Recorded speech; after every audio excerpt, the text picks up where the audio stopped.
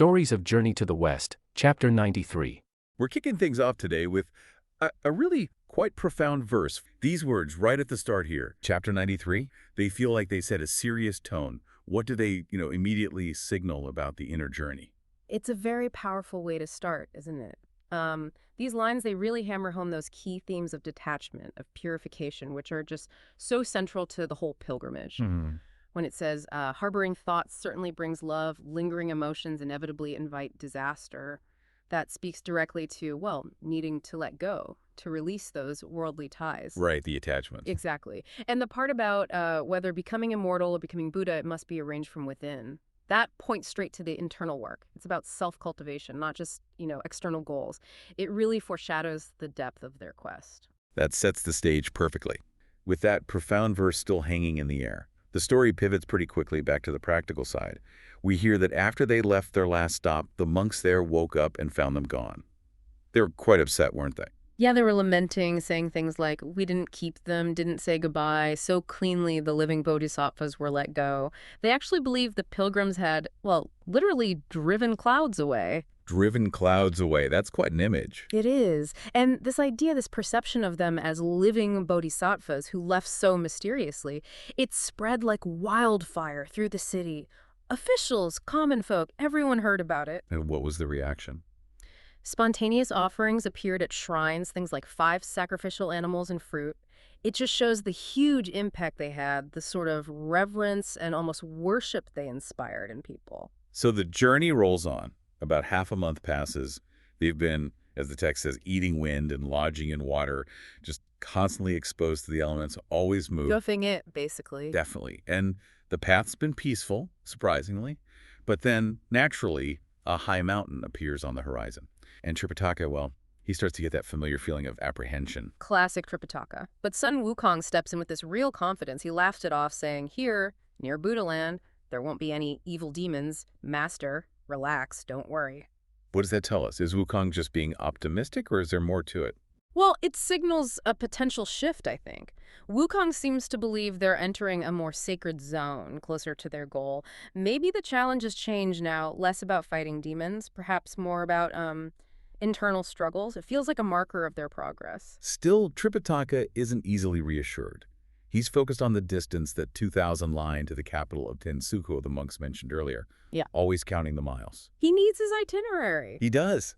And this is where Wukong poses that really sharp question. He asks, Master, have you forgotten the Heart Sutra from Zen Master Wu Chao? Ah, yes. And that question just ignites this fascinating debate about what understanding even means. Tripitaka's reaction is so human, so defensive. Totally. He says, the Prajna Heart Sutra is my constant companion. How could I forget it? He even brags he can recite it backwards. But Wukong doesn't let it go. He cuts right through that, saying, Master merely recites it, but never asks that master to interpret it. Grasping the meaning.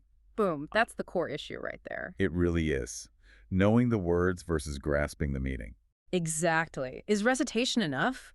Wukong implies it isn't. And Tripitaka, feeling challenged, basically says, oh yeah, monkey, how dare you say I don't get it? Do you understand it? You can just picture Wukong's grin when he says, bold as ever, I understand, I understand. Oh, definitely. And the reactions are great. Pigsy apparently fell over laughing. Sandy was just delighted. They find it hilarious. Pigsy and Sandy jump right in, mocking Wukong. Since when does a monster like you preach? They think he's just making excuses, that he only knows how to swing his staff, not interpret scripture. They're so skeptical. Classic group dynamic. It highlights their own biases about Wukong, for sure. So amidst all this laughter and skepticism, how does Tripitaka, the master, settle this? It's quite a moment. It really is. He defends Wukong, and his defense is profound, he says. Wukong's understanding is without words or text. That is true understanding. Wow. Without words or text. Yeah. And that just throws open this huge question, doesn't it? For them and for us listening. What is this true understanding that goes beyond language, beyond the scripture itself? It suggests something experiential, intuitive. Perhaps. Maybe it implies that deep spiritual insight isn't always found in books or lectures, but through, well, direct knowing. A kind of wisdom that words can't fully capture. It really makes you think, doesn't it? Yeah. About how we learn. Are we sometimes just reciting, or are we truly, understanding? A very relevant question. So while they're having this deep discussion, they're still walking, covering quite a bit of ground, passing several mountain peaks. And then up ahead, they spot a large monastery. And the description paints a picture, doesn't it? Not too big, not too small. Glazed green tiles, half new, half old. An 8-character red wall. It sounds like a place with history. Mm-hmm. Ancient pines, murmuring water. You get a real sense of age and peace. Yeah. And there are signs. The main gate says, Dujin Shanxi. Which means Monastery of Spreading Gold. Exactly. And another plaque reads, Ancient Relic. And that name, Bujin, Spreading Gold, it immediately clicks something for Tripitaka. Yes, the scholar in him awakens. He starts thinking aloud, Bujin. Could this be related to the Jetavana kingdom? And he recalls this specific story from the scriptures, right? About the Jeta Grove Anathapindika Park. He does. It's a fantastic connection. He remembers the story of the elder Anathapindika wanting to buy Prince Jeta's garden so the Buddha could teach there. And the prince sets this seemingly impossible price. Right. He says, basically, only if you cover the entire garden floor with gold. A task meant to be prohibitive. But Anathapindika's devotion was just immense. Absolutely incredible. The story goes that he immediately used gold as bricks, spreading them to fill the entire garden just to secure the land for the Buddha's teachings. Just wow. Paving a park with gold out of sheer devotion. It's an extraordinary image of faith and commitment. And that's the connection. Bujin, spreading gold. The monastery's name directly references this ancient act of profound generosity. Oh. It makes you stop and think, how does a place get a name like that? What power lies in these founding stories? It speaks volumes about the legacy of faith and how these acts resonate through centuries. Of course, Pigsy brings it back down to earth with a joke. Always reliable for that. He says something like, great, if this is the place, let's grab a gold brick or two as souvenirs. Gotta love Pigsy. So they head towards the monastery gate. And it's quite a busy scene. People everywhere carrying poles, carrying bags, pushing carts, some resting, some talking. A real mix. A slice of everyday life right at the monastery entrance. And when the 4 pilgrims arrive, the text calls them handsome and ugly, which is a blunt way of putting it. There's a moment of fear in the crowd. Yeah. But people move aside. And Tripitaka's immediate instinct is to restore calm. He keeps saying, which means be civilized, be civilized. Trying to keep things orderly. Exactly. And it works. The crowd quiets down. It shows his approach relying on his presence and a call for decorum rather than any kind of force. As they walk further in, past the Vajra Hall, they're met by one of the monks, and the description is lovely. Face like a full moon, body like a Bodhi tree, staff in hand, sleeves fluttering, straw sandals. A very serene and dignified image. He looks the part of a wise monk. And the exchange is very formal, very respectful. Tripitaka introduces himself properly. Zheng states his mission from the east. And the monk immediately recognizes the significance. He welcomes him as a divine monk from the east, offering lodging right away. There's this instant respect for the quest itself. It really highlights how renowned their mission has become. Absolutely. The sacred nature of their journey is understood and honored, and they're formally invited into the abbot's quarters, sitting properly as host and guest, with Wukong, Baji, and Sandy respectfully waiting. It sets a tone of solemnity and respect for the place they've arrived at. Monks of all levels are there, gathering to greet the famous monk from the east, from Tang, China. A big deal. Oh, yeah. And after all the respectful greetings and formalities, they serve a vegetarian meal. And this is where we get a classic character moment, isn't it? While the head abbot is still, reciting verses, our friend Zubaji is already diving in. The text paints this great picture, doesn't it? Steved buns, vegetarian food, soup stirred down. Yeah. He just goes for it. He really does. It's such a fantastic bit of realism, almost comedic. What do you think the author is doing there? Putting that raw hunger right next to the spiritual setting? Well, I think it's brilliant. You've got some monks praising Tripitaka, his dignity, and then others are just watching Baji absolutely inhale his food. Right. It's a reminder, isn't it? Even in these sacred places, basic human needs like hunger, they're right there. They often kind of push past the decorum. Yeah, that makes sense. It suggests that maybe enlightenment isn't about, totally denying that stuff, but finding a way to live with it, integrating it somehow. That's a really interesting take. And then you have Xiao Wujing, who's always sort of the observant one. The long-suffering one, maybe? Yeah, maybe. He tries to subtly nudge Baji, like under the table, trying to get him to show some refinement. But Baji's having none of it. His reaction is just priceless. He yells out, refinement, refinement, my stomach is empty. Classic Baji. Absolutely. And Wujing's response is actually quite profound in its own way. What does he say again? He says something like, how many refined people are there in the world? If you really think about their stomachs, they're just like you and me.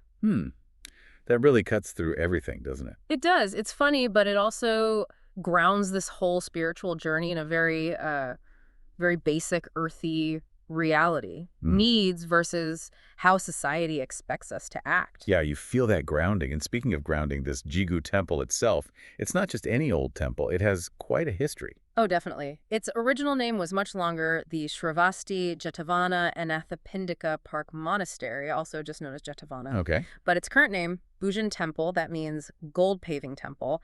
And there's an amazing story behind that. Right. Tell us about that. It comes from this figure, Anathapindika. He was this incredibly wealthy elder, known for his generosity. His name even means something like giver of alms to the destitute. Wow. And the story is, to convince the Buddha to come and teach there, he literally paved the ground of the park with gold bricks. Paved it with actual gold. That's the legend. An immense display of devotion showing the kind of wealth and sacrifice involved in, spreading Buddhism early on. That's incredible. And there's another detail in the text, isn't there? Something about the original site. Yes. It mentions that the original Jetavana site, the place Anathapindika bought, is supposedly still behind the current temple. You can see old stone wall bits. Oh.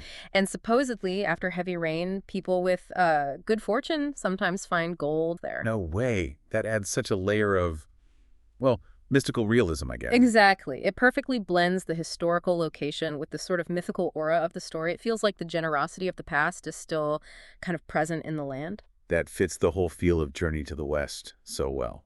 It really does. But beyond the temple's history and richness, there's also a very practical reason they have to stop here. It's not just a pleasant visit. Ah, right, the danger. Yeah, the area around there is called Hundred-Legged Mountain. Hundred-Legged Mountain. Okay, that sounds ominous. It is. Recently, it's been plagued by, get this, centipede spirits. Centipede spirits, seriously. Yep. They injure travelers.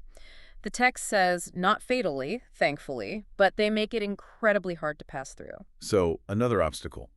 Not always monsters trying to eat the monk. Sometimes it's giant spirit centipedes making the road impassable. Precisely. It shows the variety of challenges. Not all are epic battles. Some just stop you in your tracks. And this leads to a local custom. Right. Because of these centipedes, there's a place nearby called Rooster Crow Gate, and the local custom is nobody dares to try and pass through until the rooster crows in the morning. Ah, so safety in the daylight, or maybe the crowing itself is significant? The text implies it's about waiting for morning, for safety. So all the traveling merchants, and Tangbunk's group too, they have no choice. They have to stay at the temple overnight. Waiting for the all clear from the rooster. Exactly. It just highlights again how much they depend on local knowledge, local conditions. Even with Sun Wukong's powers, sometimes you just have to wait. So the day winds down, they've had their meal, they're stuck till morning. What happens next? Well, things get a bit quieter, more reflective. Tripitaka and Sun Wukong go for a walk. It's evening. The moon's out, an upper crescent moon, the text says. A nice image. A moment of peace. Seems like it. And during their walk, they meet an elder monk from the temple. Okay. This monk seems quite keen to talk to them. He expresses the strong desire to meet Chinese figures, recognizing Tripitaka's important journey. It shows the respect people had for these pilgrims from the East. Yeah, and then he gets into this interesting bit about age, but it's kind of humorous. Sanzang politely says he's 45 years old. And then the elder monk says he's one jiazi older. A jiazi is a 60-year cycle in the traditional calendar. So add 60 years. He's 105. Exactly. A remarkable age. Wow. And then Wukong, being Wukong, sort of playfully challenges the old guy. Asks him, okay, wise guy, how old do you think I am? You can almost see him grinning. But the old monk is sharp. He gives this really clever dodge. Right, he doesn't guess. He says he can't tell because of Wukong's high skill and also the moonlit vision. Yeah. Basically saying Wukong's not just anyone. It's a fun little moment, shows character, sets up Wukong's special abilities quite nicely, I think. Definitely. So after that interesting exchange, Sanzang's mind goes somewhere else. He asks about a historical spot nearby, the base of the Jetavana or Jigu Garden. And the old monk tells him, well, it's not much now, just an empty piece of land, really. Maybe some scattered stone wall remnants. Yeah. Kind of poignant, Yeah. This hugely important place, historically and spiritually, is just fading away physically. But the memory, the legacy, that's still strong. Yeah, and that legacy hits Sanzang hard. When he sees the spot, he's really moved. He even recites this poem. It's about Suda, this famous benefactor who helped the poor, and acknowledges Jatavana's fame. But then he wonders, like, where are these great people now? It's all about legacy, compassion, themes running through the whole book, really. Exactly. Deep thoughts. And right then, just as he's in that reflective mood, they hear something unsettling, a sound of crying. He describes it strangely as words of parents unaware of suffering, which is odd. And that sound, whatever it is, it hits Sanzang instantly. It says he was touched to the heart and unconsciously shed tears. His empathy is just immense. It really makes you stop and think, doesn't it? What kind of pain, what kind of suffering could possibly make this revered monk cry just from hearing it? Totally shifts the mood. And the old monk sees Sanzang's reaction, right? So he does something, well, pretty unusual. He sends the other monks away. And then, when they're alone, he bows, like a deep bow, to both Sanzang and Wukong. Yeah, which is significant. And he explains why. He says, being over 100, he understands human affairs and karma differently. He even claims he's seen a few times sights unseen by ordinary people during meditation. So he's setting himself up as someone with, let's say, special insight. And here's the key part, I think. He tells them, Sanzang and Wukong, they're different from others. And critically, he says only Wukong, because of his high skill, can actually figure out what's causing this crying. Right, so the pressure's on Wukong now. It really raises the stakes. Wukong's the one who can solve this. So, okay, the old monk finally starts explaining the crying. Says it started exactly a year ago today. He heard this gust of wind and then these sounds of lament and grievance. And when he went to check it out, on the Jetavana base, he found this girl, described as beautiful and upright. She told him she was a princess in the Tansu kingdom. Her story was, well, pretty wild. She claimed she was just gazing at the moon and got blown by the wind all the way there. Blown by the wind, okay. And the monk's reaction to finding a princess who claims she was blown there by wind is to lock her up. He puts her in a dilapidated, empty room, basically a prison cell, just a little hole for passing a bull through. Seems harsh. It does, on the surface. But his explanation is complex. He tells Sanzang and Wukong that, publicly, to the other monks, he said she was a demon. But privately, he says he did it out of compassion. Didn't want to harm her, so he kept her hidden, giving her just basic coarse tea and coarse food to keep her alive. His form of mercy, I suppose. Protecting her from, well, maybe from the other monks. Ah, okay. And the princess, she figures this out. Seems like it. The text says she understood his real reason to protect her from potential defilement by the others. So she played along, in a way. Oh. She feigned madness and strangeness. Started acting radically, wetting the bed, talking nonsense during the day. But that was all an act. Apparently. Because at night, when she thought she was alone, she'd stop the act and just cry for her parents. Wow. That's actually really smart of her, a survival tactic. Exactly. Yeah. And the old monk, he wasn't just taking her word for it, or acting purely on impulse. He says he checked in the city nearby, confirmed that, as far as anyone knew, no harm had actually come to the real princess back home. Which makes her story even stranger, right? Yeah, wait, so the princess in the city is fine? That's what he found out. But he still kept this girl firmly locked up. He didn't let her go. Perhaps Wukong, given what he said earlier. Right. Wukong's discernment. So the monk wraps it up with a plea. He asks Wukong to use his divine powers and dharma power when they get to the Shravasti country to basically discern the truth, find out what's really going on with this girl. And he frames it with this dual purpose. It's not just about solving the mystery. It's first, to save the good and virtuous, meaning the girl, presumably if she's innocent, and second, to manifest the divine powers of Buddhist Dharma.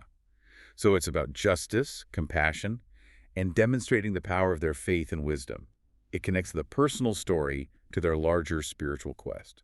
And Sanzang and Wukong, they hear all this and they're deeply moved. You can imagine it's quite a story. And just as they're processing all this, that's when the two young monks show up with tea. What about Baji and Shawujing? Ah, well, back in the main hall, things are a bit more down to earth. They're starting to grumble. About what? About how late it's getting. They remind everyone, hey, time's ticking. We have to be ready to leave at the crack of dawn, when the rooster crows. Trust Baji and Wujing to bring things back to the practicalities of travel. Exactly. It's another one of those grounding moments, a bit of humor contrasting with the deep mystery they've just uncovered. A necessary balance, maybe. Perhaps. And quite beautifully, actually. A poetic description of the night setting in. Oh. Yeah, it talks about the moon sinking, a gentle breeze glowing, the characters finally settling down to sleep. It paints this picture of nighttime calm. But underneath that calm. Right. Underneath, these questions about the princess are swirling. It sets up the next part of the journey perfectly. There's peace, but also this unresolved tension.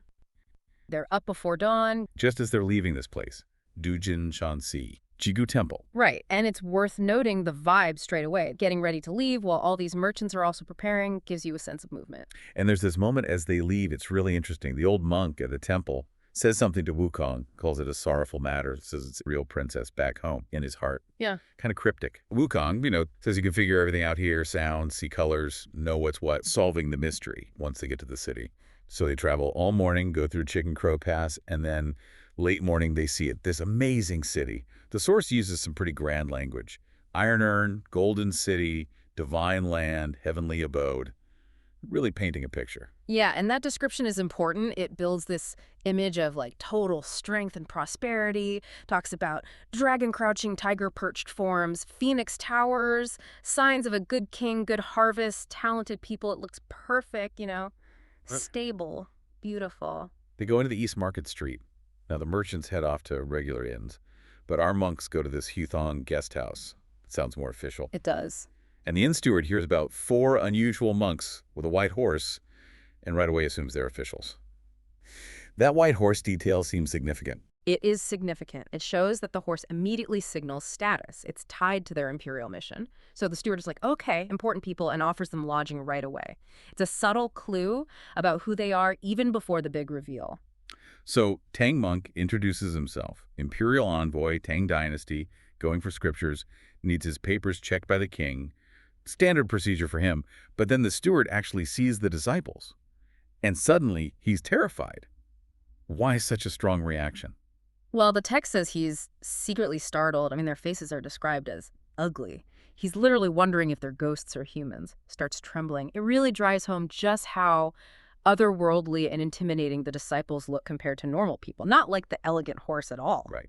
And Tang Monk has to step in, calm the guy down, says something like, yeah, they look rough, but their hearts are good. He even quotes a saying, wicked mountains, good people, why be afraid? Mm-hmm. What does that tell us? Bigger picture about the story. It's hammering home that theme, isn't it? Look past the surface. Yeah. It's all through Journey to the West. What you see isn't always what you get, character over appearance. And the steward does calm down then, enough to ask where Tang Monk is actually from. Tang Monk tells him, Nanshan Buzu's Zonghua land. Left home, Zhenguan, 13th year, which he mentions was 14 years ago. 14 years. After crossing countless waters and mountains, you really feel the weight of that journey. Absolutely. It frames everything he's been through. And then the steward gives them the local lowdown, says they're in Great India, a kingdom that's been around over 500 years. The current king is Emperor Yuzong. His reign name is Jingyan, and he's been ruling for 28 years. Loves mountains and flowers, apparently. It just grounds the story in this, specific place and time, even if it's fictional. Okay, so Tang Monk wants to see the king, get his papers sorted, and the steward says, perfect timing. And this is where things take a bit of a left turn for our heroes. Right, because the steward explains the king's daughter, the princess, she's 20, and she's doing this throwing the embroidered ball thing right now from a decorated tower. It's how she's choosing a husband, a heaven-matched marriage custom, he calls it. And the king is apparently there for the event, so yeah, seems like a good time to approach the court. Like fate, almost. Tang Monk's keen to go, and Zhu Baji, naturally, wants in on the action too, wants to see the princess. Of course he does. But Shou Wujing, the sensible one, tells Baji, maybe not you, your face. He suggests Wukong should go with the master instead. Seems strategic. It totally is. Shows Wujing thinking ahead. Tang Monk agrees, calls Baji clumsy and Wukong more delicate. Baji grumbles a bit, saying his face isn't that different from Wukong's, which is pretty funny. But it highlights that, yeah, appearances matter here. So off they go. Tang Monk in his robes and Wukong. Streets are packed. Everyone's going to see the ball throwing. Scholars, merchants, everyone. And Tang Monk notices things. The clothes, the houses, how people talk. It all feels quite similar to his home, the Tang Dynasty. He even remembers his own mother chose his father the same way, with an embroidered ball. Yeah, that's a key detail. It makes him feel comfortable, familiar, maybe a little nostalgic. It sort of lowers his defenses, makes him feel at ease in this foreign place. And that feeling of ease, that sense of normalcy, that's exactly what makes the deception that's coming so much more effective. Tang Monk pauses for a second. Worries maybe their monk clothes will look weird, cause suspicion. But Wukong, sharp as ever, connects it back. Remembers the old monk's warning, that sorrowful matter. Right. He says basically, let's go check out this tower and let's figure out what's real and what's fake. He argues the king's too busy with the princess stuff to deal with state business anyway, so now's the time. Tang Monk agrees. But the story lets us in on a secret they don't know yet, right? Exactly. This is where the narration pulls back the curtain for us. We learn that 2 years ago, a demon snatched the real princess while the royal family was out looking at the moon. And this demon then disguised itself as the princess. Whoa. And this demon somehow knew Tang Monk would be there on that exact day, at that exact time. How? It seems so. The text implies incredible foresight or maybe some demonic intel network. We don't know for sure. But the plan is specific. It used the kingdom's money to build this whole fancy tower setup specifically to lure Tang Monk. Not for love, obviously. Right. It wants to marry him to collect his original Yang essence. What is that exactly? And why does the demon want it? So original Yang essence, in this sort of Taoist-influenced context, is like the purest, most vital life force of a man, especially a spiritually pure man like Tang Monk. The demon believes if it can absorb this essence, it can achieve a huge power-up, become a great Tai immortal, which is a seriously high level of divinity. So the stakes are cosmic, you see. It's not just a trick. It's a plan for apotheosis built on deception. Okay, so it's exactly noon. Tang Monk and Wukong are in the crowd. The fake princess comes out, lights incense, prays. Then she looks down, spots Tang Monk right there, takes the embroidered ball, and just chucks it right onto his head. Bam! Just like that. Precision targeting. His hat gets knocked sideways. He reflexively catches the ball. It rolls into his sleeve, and the crowd just explodes. He caught a monk. A monk got the ball. It's instant public chaos, and he's caught, literally. People start rushing him, trying to grab the ball maybe. But Wukong reacts instantly. He shouts, grinds his teeth, bends down, and suddenly he's huge. Like 3 zang tall, was that maybe 30 feet? Shows his terrifying, ugly face. Classic Wukong move. What happens then? Predictable effect. The crowd panics. People are falling over each other, scrambling to get away. Total chaos. Clears the space. Exactly. Leaves Wukong and Tang Monk standing there alone. Then Wukong shrinks back to normal size. He bought them a moment. Okay, crisis averted for a second, but now what?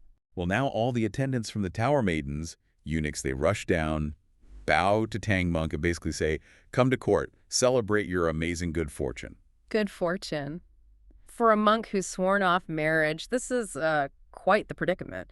How does Tang Monk react? He must be furious. Oh, he is. He immediately blames Wukong. Yeah, you... Monkey, tricking me again. Classic. But Wukong's just like, hey, the ball hit your head, rolled into your sleeve. What's it got to do with me? Don't complain to me. Completely deadpan, probably. Cheeky, but you can see the wheels turning. He's got a plan brewing behind that denial, right? Definitely. Tang Monk asks, okay, what do we do about this mess? And Wukong lays it out, tells Tang Monk, don't sweat it, go to court. Go towards the problem. Sure. Interesting. Yeah. Wukong says he'll go back to the inn, tell Baji and Wujing to wait. Now, if the princess doesn't push the marriage thing, fine. They just get the travel papers stamped and leave. Simple. But if she insists on marrying him, Tang Monk should tell the king, hold on, I need to talk to my disciples first, give them instructions. Ugh, stalling tactic. But there's more to it, I bet. Exactly. Wukong says, when they summon us 3 to court, meaning himself, Baji, and Wujing, I will be able to distinguish true from false. There is? He calls it a plan to subdue the monster by relying on the marriage. So Wukong's already figured it out. He's connected the old monk's warning to this whole princess situation. He knows she's fake. Wow. So he's not just reacting, he's setting his own trap, using the demon's own plan against it. That's brilliant, actually, playing along to expose the truth. Tang Monk doesn't really have another option, does he? As he agrees, Wukong heads back to the inn to brief the others. And leaves Tang Monk heading towards a very awkward royal audience. I mean, talk about being in the wrong place. Or the right place, depending on your perspective, I suppose. But yes, for him, definitely the wrong place. So what happens then? Chaos. Pretty much immediate chaos, yes. He's instantly surrounded by palace maids, attendants, eunuchs. The whole group, they basically push and escort him up to the tower. Wow. Then the princess herself comes down, takes his hand, and next thing you know, they're boarding this magnificent carriage together, full retinue, heading straight back to the palace. He's being taken to become a royal son-in-law. That's exactly what's happening. He's being fast-tracked to royalty. Okay, so the king gets the news. His official tells him the princess is bringing in a monk, the one hit by the ball. The king's first reaction isn't great, is it? No, not at all. He's initially quite displeased, actually wants to just send the monk away. But he doesn't. He holds back. Crucially, he wants to find out what his daughter wants first. So Tang Senzang finds himself in this massive royal dilemma. How does he even begin to handle that? Especially when, his whole life is about not this. It's a fascinating moment. They arrive at the Golden Throne Hall, Tang Senzang and the princess. And the text gives this really striking description. A pair of husband and wife calling out, "Long live," and two gates, evil and righteous, vowing for 1,000 years. That really sets up the conflict, doesn't it? Right. Good versus evil, or maybe sacred versus profane. Precisely.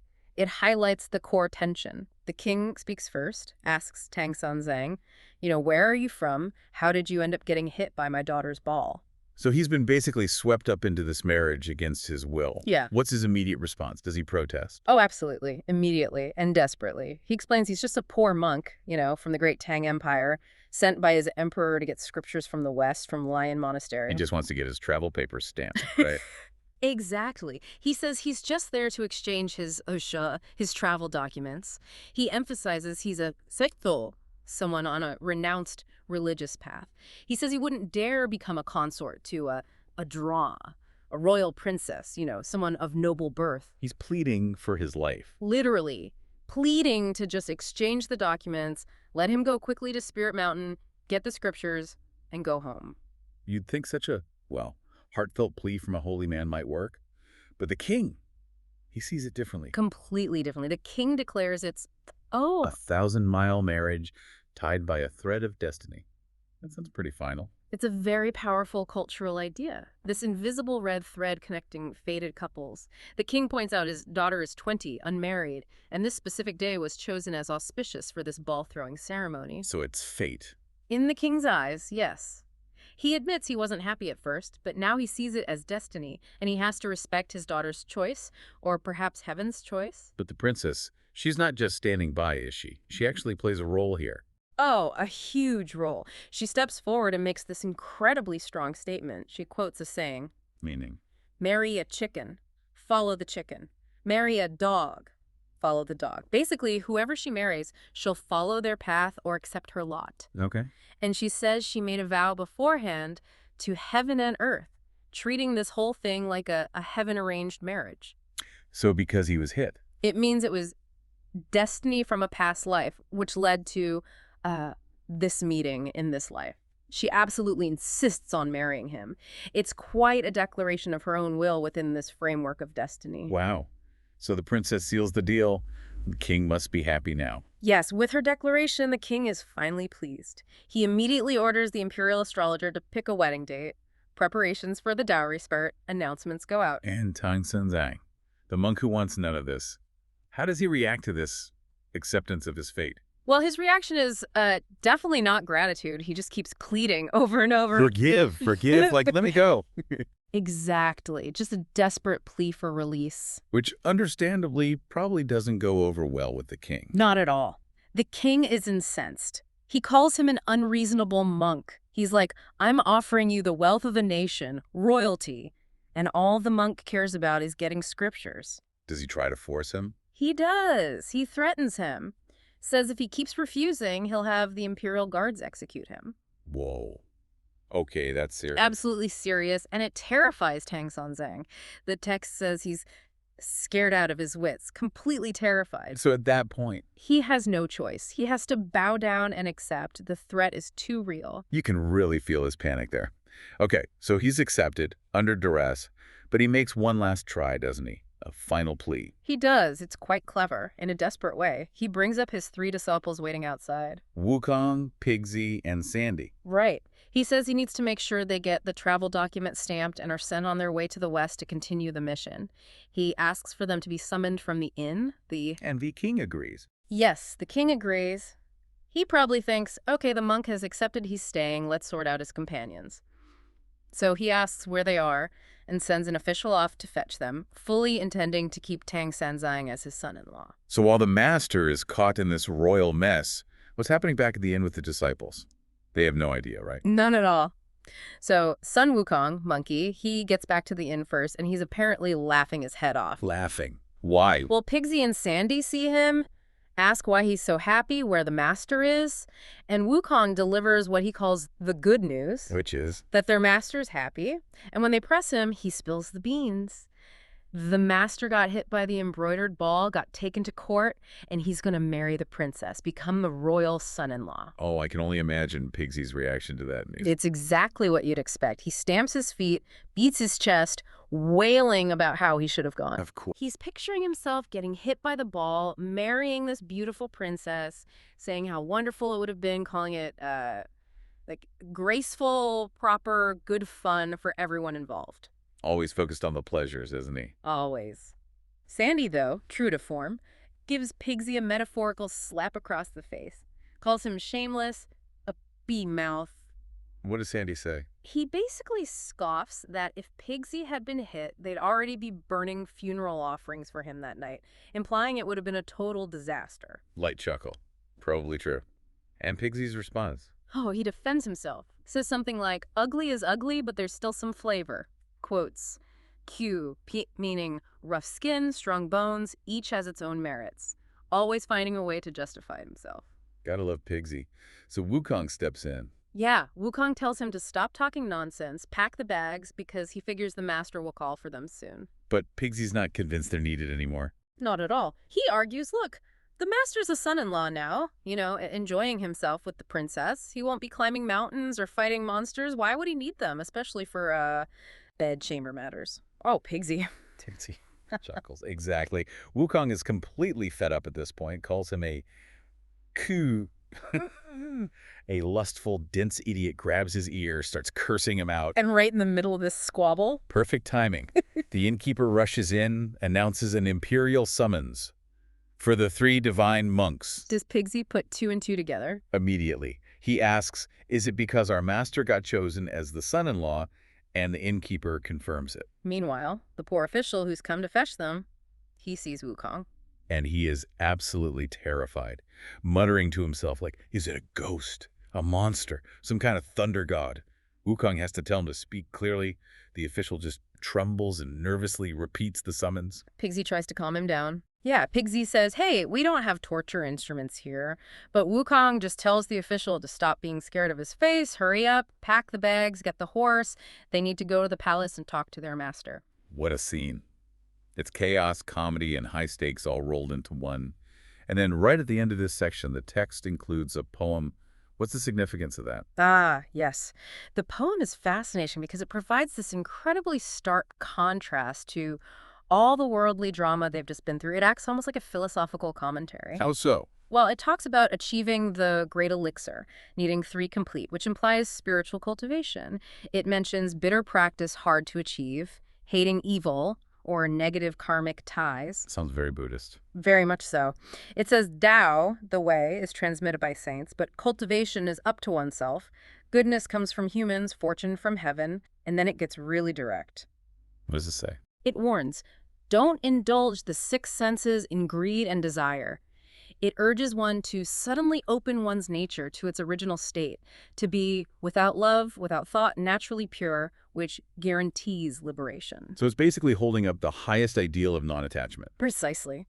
Right after Tang Sanzang has been forced into the ultimate worldly attachment, marriage, royalty, wealth, it directly reflects his dilemma, highlighting that clash between his spiritual vows and these sudden, overwhelming worldly temptations and obligations. It makes his struggle feel even more profound.